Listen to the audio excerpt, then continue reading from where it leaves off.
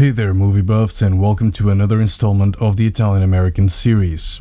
The last time we met Martin Scorsese, he had just finished his latest production, Raging Bull. His future as a filmmaker was uncertain and he was in desperate need of a hit, but in many ways, the boxing biopic didn't fulfill its mission to rescue Scorsese. Not in the short term, at least.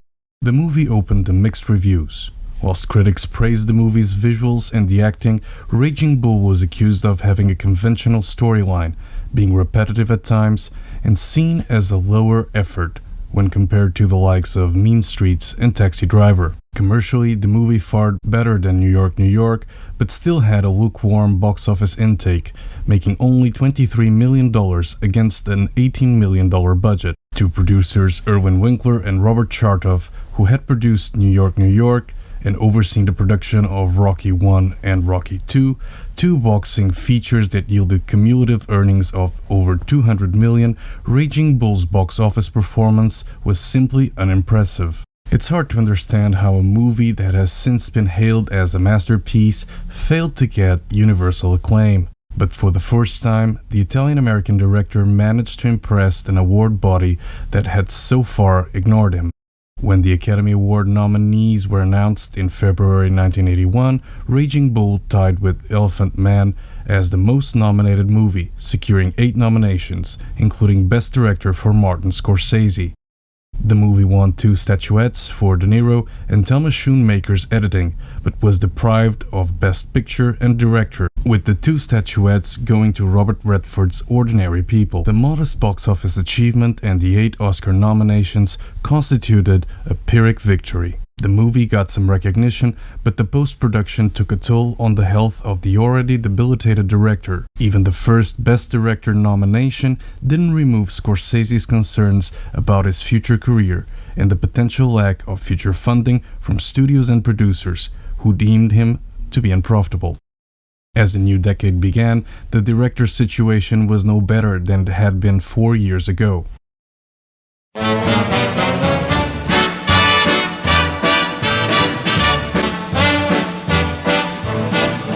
I know I'd go from rags to riches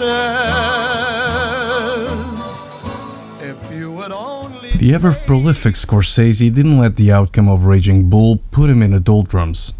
However, the projects he wanted to pursue and the budgets required to turn them into full features weren't aligned with the producer's risk appetite. Since he acquired the rights to Herbert Asbury's book, The Gangs of New York, An Informal History of the Underworld, in 1979, Scorsese wanted to create a movie about the battle for modern American democracy. Robert De Niro and British punk band The Clash were associated with the project. But by 1981, after the Heaven's Gate debacle bankrupted United Artists, Hollywood was reluctant to produce ambitious, epic historical dramas. The movie would eventually be made in 2002 under the title Gangs of New York. Scorsese also tried to produce another novel adaptation, Nikos Kazantzakis' The Last Temptation of Christ. The director wanted De Niro to play the role of Jesus Christ, but the actor wasn't interested.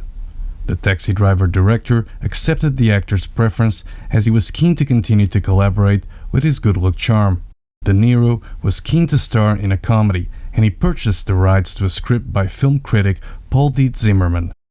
The script, The King of Comedy, was originally offered to Michael Cimino, who passed on the movie due to the ongoing delays on Heaven's Gate. Bob Fosse was also considered before Martin Scorsese was brought on board, after his frequent collaborator assured him that the movie could be done fast and set in the director's favorite real-life setting, New York City. Casting for the movie's co-lead, a late-night TV show host who is stalked and tormented by a fan, began immediately. Sammy Davis Jr., Orson Welles, Dick Cavett, Dean Martin, and even the chairman of the board himself, Frank Sinatra, were approached, but all declined. Johnny Carson, the then Tonight Show host, and the director's first choice, also passed on the role. Jerry Lewis, Dean Martin's former comedy partner, was then cast in the role. In The King of Comedy, we are introduced to Robert De Niro's Rupert Pupkin, an aspiring socially awkward stand-up comedian. Pupkin is an untalented, delusional man who dreams of becoming a famous comedian like his idol,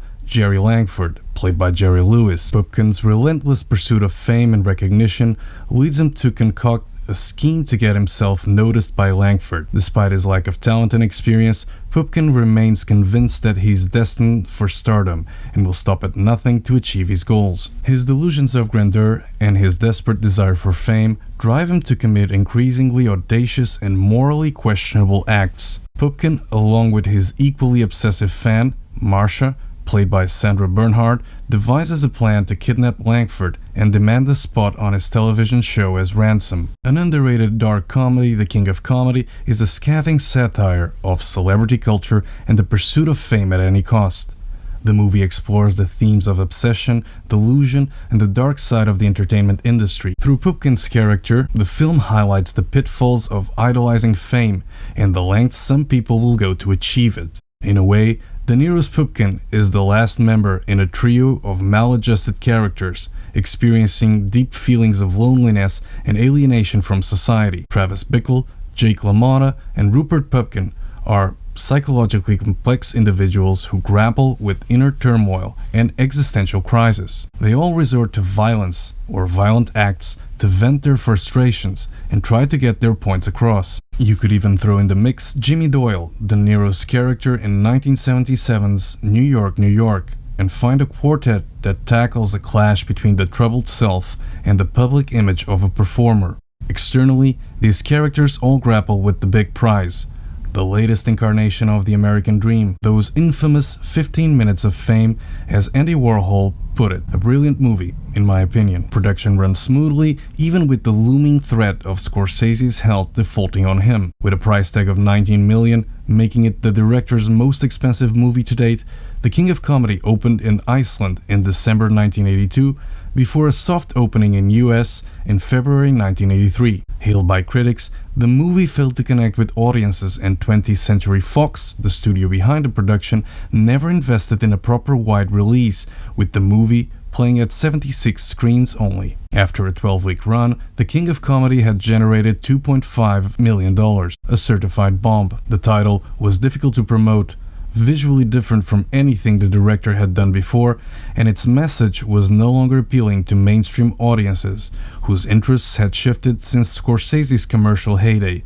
7 years before. In May 1983, the movie entered the Cannes Film Festival, where it competed for the Palme d'Or, and a year later the movie would end up earning 6 BAFTA nominations, including nods for Scorsese as a director, De Niro and Jerry Lewis in the acting categories, and Thelma Schoonmaker's editing. Paul Zimmerman's script won in the Best Original Screenplay category. The title would end up being vindicated and properly appreciated, gaining an audience after airing multiple times on HBO. It received a massive mainstream reappraisal when it was used as a source of inspiration and influence on 2019's box office juggernaut Joker. Robert De Niro even played a role of a talk show host. All of this happened much later, of course, and by the end of 1983, Entertainment Tonight had dubbed The King of Comedy the flop of the year, and the director found himself again concerned about his future in the industry.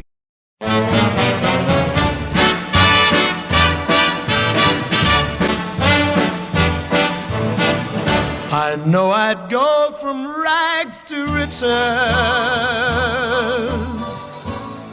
After the conclusion of The King of Comedy's production, Scorsese started looking for his next project.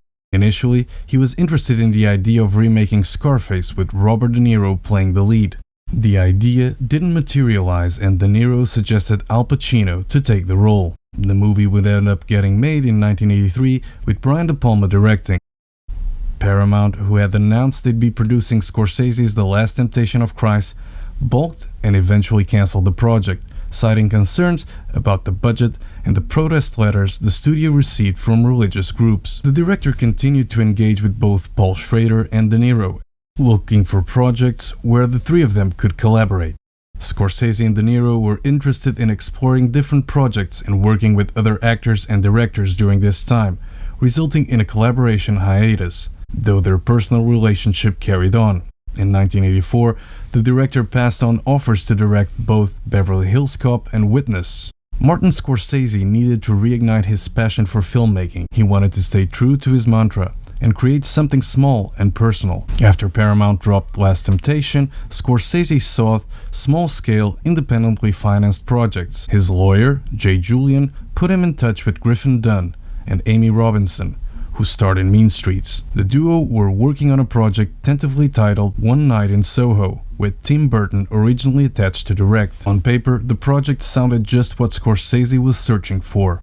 A relatively low-budget project that could be made quickly without a lengthy shooting schedule. The fact that the action took place in New York City, the director's comfort zone both literally and metaphorically, was the icing on the cake. Shot in 3 months, After Hours starred Griffin Dunne, who had found the project and was also the film's producer. The movie follows Paul Hackett, Dunne's character, an ordinary office drone bored with his mundane life and his job as a computer data entry worker in Manhattan. One evening, he meets a woman named Marcy at a coffee shop and they hit it off. She invites him to her apartment in Soho, sparking Paul's interest in experiencing something different. Later that night, he decides to accept her invitation and makes his way to her apartment by taking a cab. During the ride, he loses the only cash he had on him, a $20 bill, and is left only with some change. At Marcy's flat, he meets her flatmate, Kiki, and after a sequence of awkward interactions, Paul decides to leave. With no money to take any transport, he is left with only one option: walk home. From this point on, Paul's night spirals into a series of increasingly bizarre and surreal encounters with colorful characters, a trip to a punk venue, Club Berlin, and an insane mob attack. My thoughts on After Hours: after 12 years of delivering mostly heavy titles focused on themes of guilt, masculinity in modern-day contexts, and the ambiguous duality of violence, Scorsese was able to get his mojo back with a title that feels and looks like nothing he had made before. After Hours is very much a product of its time.